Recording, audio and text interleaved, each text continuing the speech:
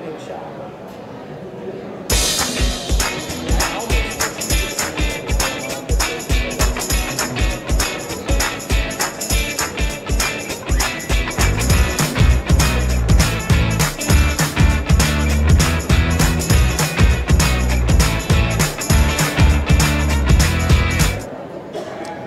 Hey everybody, it is Brian Pointer. I am host of this year's Indie Sports Show Live. We couldn't be happier to be broadcasting from the Champions Pavilion.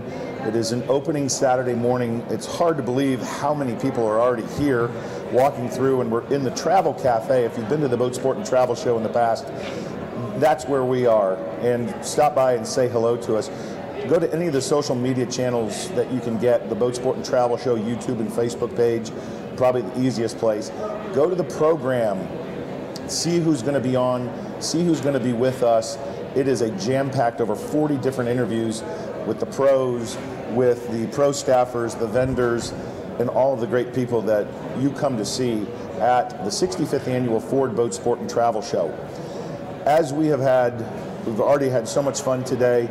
This studio is so much better than it was, as it's ever been. The technology is great.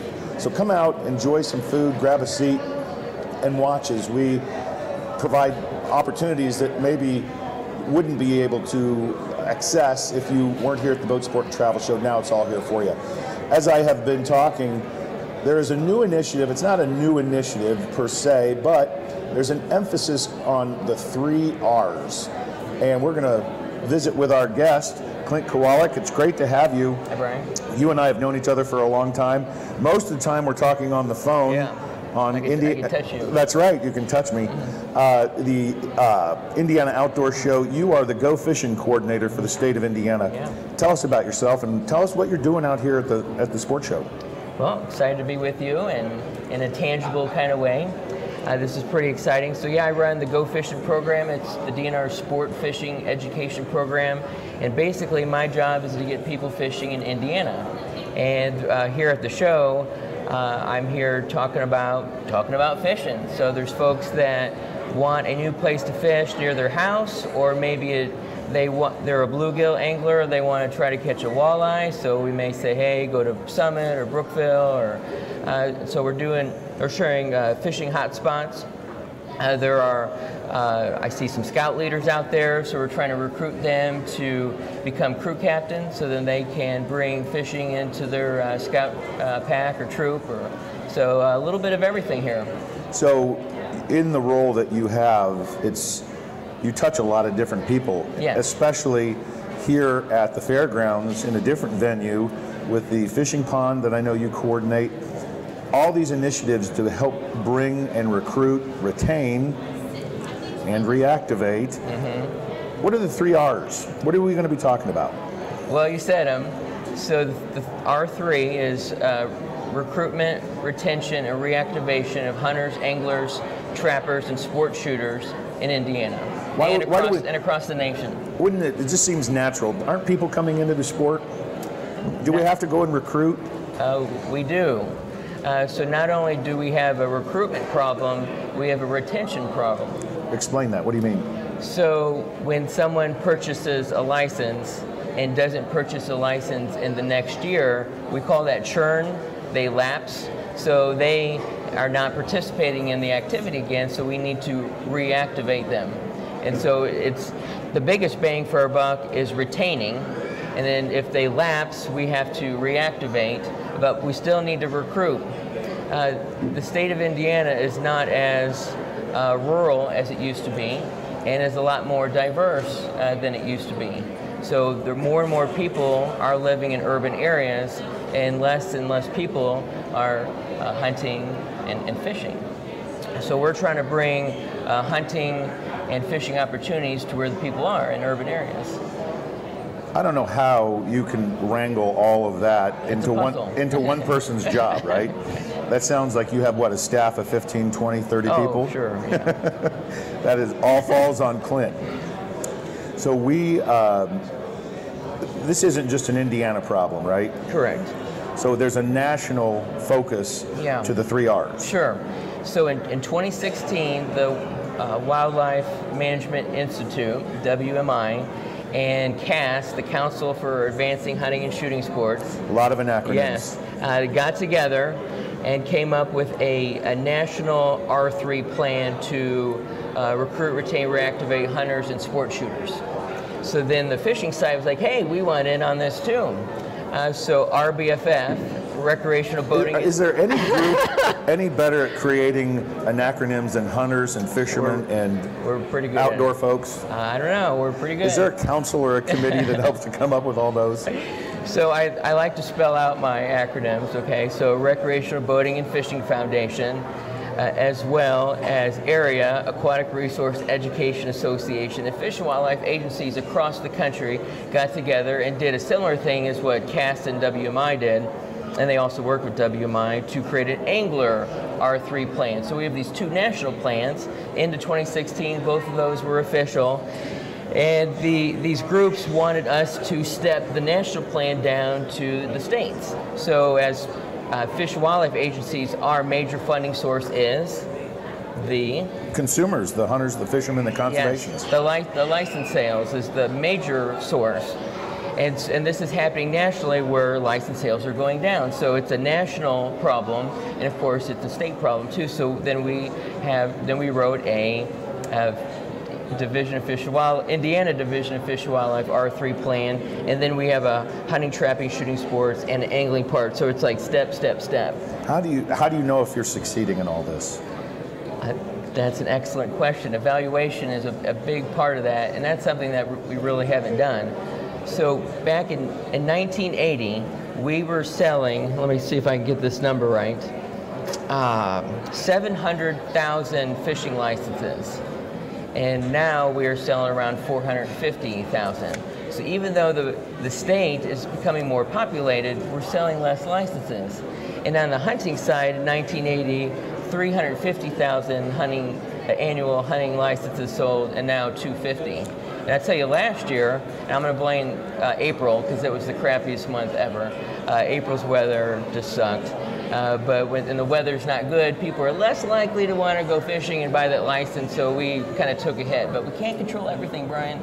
But back to I thought you did up till now. Well, yeah, that's one thing that we don't have control on. But so one way to evaluate is have a baseline, let's say 450,000 annual licenses sold, and through our efforts, are we increasing those? And then is what we're doing actually the effect? Is it just weather? Is it something else? So that it's difficult. The other thing we're doing is with our educational programs to learn to hunt and learn to fish, we're doing pre, post, and follow-up surveys, which is another way we can evaluate our effort. I was going to say, it sounds like there's a different way to communicate and track the success with each of the different acronyms that you just described. So when we do a learn to fish workshop, we're getting participant information, so we can see, did they purchase a license before? Did they purchase a license after? And so that we could see sort of cause and effect a little bit that way. The Go Fishing program is a one-man band, but my counterpart, Jack Bassiger, is on the hunting side, and Lindsay, who's going to be in that panel next weekend, she is hired through the Turkey Federation and sort of half paid through NWTF, other letters. So far, you're 100%. And Fish and Wildlife. So we're working together. We're working with our other Fish and Wildlife co-workers, and R3 is sort of pouring out of our silo of Fish and Wildlife, and other divisions within the Department of Natural Resources are on board, and we're working with partners too. And the big push this year is working with our partners at all those alphabet soup organizations, along with park districts and you guys as well. Yep. We're visiting with Clint Kowalik. He's the Go Fishing Coordinator here in the state of Indiana, and a big job that you've just described. But as we now know, this isn't just an Indiana problem. Nationally, there's an initiative with a lot of partners that you've referred to. This sounds like job security, because this isn't an initiative that just goes away. What do you see this developing into the future? There's so much more that we can do. So we're just getting the ball rolling, and we've done recruitment events before. Is that kind of like a rush party? Maybe. I feel my mind going in a different direction, so I'm going to... That's my job as the host. I'm going to reel back. Look at you. Yeah, I'm already off track. So, what Fish and Wildlife agencies and our partners in the state and across the country, we've been focused more on youth. And because that's fun. It's fun to get kids outside fishing or hunting, and it feels good too. But what we forgot is that there's a social support component that is essential to move someone from a trial to self-identifying as a hunter and angler. There's this pathway that's the Outdoor Recreation Adoption Model, ORAM, okay? And so whether... you stole my next question, by the way, so you're reading my mind. So that's scary. That's really scary. So it's like, what's on Brian's phone?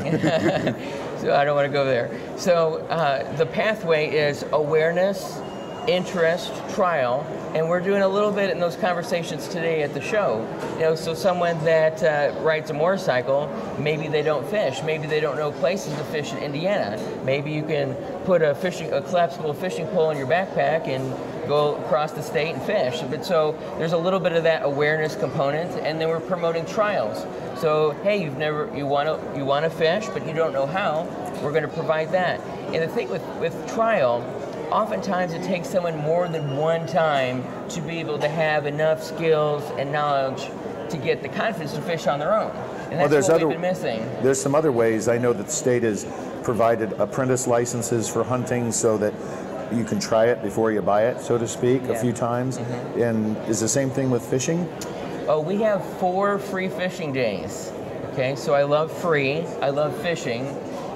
And so we have 4 free fishing days where Indiana residents can try fishing without a license for those 4 days. And those are perfect opportunities to do adult education, family education, because adults won't need to have a license. And people are much more likely to try something new if they don't have to put a lot of money down initially. You know, one of the things that I promote on Indiana Outdoors Radio for 20 years, if you truly are a conservationist, and you should always join your clubs, support the different groups, buying a hunting license or a fishing license is truly the best conservation you could provide if you really want to spend that dollar. What does a fishing license cost in the state of Indiana? $17. So for the cost of less than 2 people going to see a movie, that $17 gets multiplied through matching federal funds and other partner programs. Absolutely. Multiples of 5 or 6 times. That comes back, and that's the only way the Department of Natural Resources funds the Fish and Wildlife Division. That's important. Thank you so much for saying that. So yes, the sale of the hunting and fishing license is the major source of funding for Fish and Wildlife, but you mentioned that match.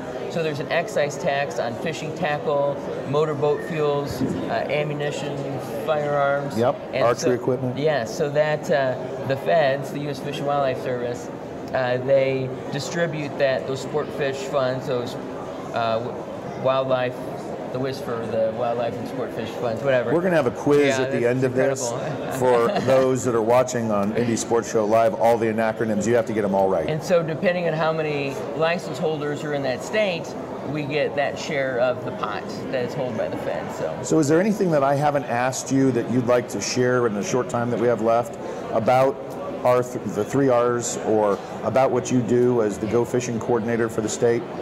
Well, I've sort of touched on the recruitment and how multiple trials are needed. Let's focus beyond just youth, focus on families, focus on adults, focus in urban areas, that's where the people are. And with the retention part of it, we have almost a 50% churn, which means someone buying a license in year A doesn't buy a license in year B. So that's something that we're focused on, and then trying to reactivate folks. And sometimes it just takes an invitation. So we're doing that by inviting through email and through social media, but you can go to someone and do a personal face-to-face invitation, and that's pretty powerful. That's kind of like what we're doing right now. Yeah. The social media and getting to the people. And you mentioned the state fair, so I gotta go there again. You need volunteers, yes. don't you? So we get over 3,000 kids fishing during the 17 days of the fair, 27 3-hour fishing sessions. And that's another way to retain and reactivate anglers, is get them involved in volunteering opportunities and giving back. So we're able, I can't get over 3,000 kids fishing without the hundreds of volunteers that support me, and that's incredible. And as I said, I talked about the trial thing, and it usually takes one more trial. We always have a follow-up event, and we do that at Eagle Creek Park, one of the nation's largest urban parks, and where moms and dads can fish as well. So we're getting hands-on activity at the fair. We're sharing our messages, and we're providing a next step, and that's super important. So one of the things before we wrap up here, I know that you love to kayak, you love to float. You've done some pretty cool trips in the summertime, getting people familiar with points of access and other things. You're going to do another one this summer? I am. The shoreline fishing trip down the White River is one of the highlights of the year, and it's part of the White River Festival, which is a huge partnership of stakeholders all along the river. And I'm promoting public access. Yep. And so that's the thing with hunting and fishing. You may want to go hunting, or you may want to go fishing, but you may not know where to go. Right. And that's critical. We have a where to fish finder and a where to hunt finder on our Fish and Wildlife website, which is a tremendous resource. Clint, you're such a value to the department. You're a great participant here at Indy Sports Show Live. Clint Kowalik has been our guest today. He is the Go Fishing Coordinator for the state of Indiana. We are here at the 65th Annual Ford Boat Sport and Travel Show across all the social media platforms. This is a place of like-minded people. There's 700,000 square feet of experts just to come out and ask questions, to talk to, get to know people like Clint. We are here all day today and all day, both weekends, Saturday and Sunday. We're thankful for the opportunity to be with you in a way that perhaps you wouldn't have been able to before. If you can't make it to the show, go to all the social media platforms, YouTube and Facebook, for the Boat Sport and Travel Show. I'm Brian Pointer, host of Indy Sports Show Live.